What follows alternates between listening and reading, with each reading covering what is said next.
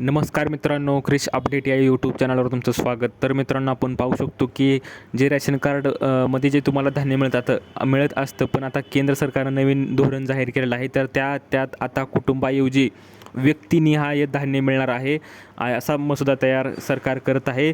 आणि त्यात आपण सर्व माहिती आपण या व्हिडिओमध्ये पाहणार आहोत. तर मित्रांनो, तुम्ही जर पहिल्यांदा चॅनलवर आला असं चॅनलला सबस्क्राईब करायला विसरू नका, जेणेकरून नवनवीन अपडेट तुम्हाला अशाच प्रकारचे या चॅनलवर तुम्हाला मिळून जाईल. तर मित्रांनो, आपण पाहू शकतो की मोफत रेशन योजनेत सरकार फेरबदल करण्याची शक्यता आहे आणि 5पेक्षा जास्त सदस्य असणाऱ्या कुटुंबाला फटका बसू शकतो. जर तुमच्या रेशन कार्डवर 5पेक्षा जास्त जर सदस्य असतील तर तुम्हाला फटका याचा बसणार आहे. तर त्यात आपण पाहणार आहोत की केंद्र सरकार दारिद्र्य रेषेखालील कुटुंबाला दिल्या जाणाऱ्या मोफत रेशन योजनेच्या नियमात मोठा बदल करण्याची तयारी करत आहे.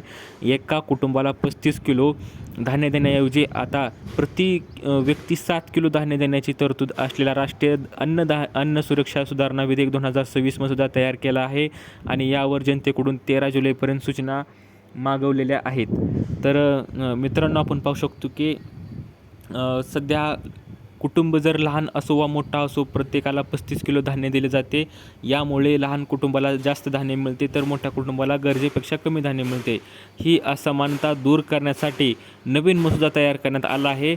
पंतप्रधान गरीब कल्याण अन्न योजनेअंतर्गत देशातील 81 कोटी लोकांना धान्य उपलब्ध करून दिले जाते.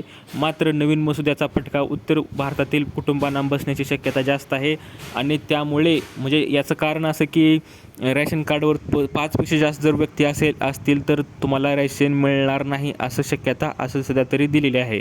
तर मित्रांनो, याविषयी तुम्हाला सरकारच्या नवीन धोरणाविषयी तुम्हाला काय वाटतं तुम्ही कमेंटमध्ये सांगू शकता. दिलेली माहिती समजली असेल तेवढ्याला लाईक करा, जास्तीत जास्त शेअर करा आणि चॅनलला सबस्क्राईब करायला विसरू नका. तर भेटूया पुढच्या व्हिडिओमध्ये. तोपर्यंत धन्यवाद.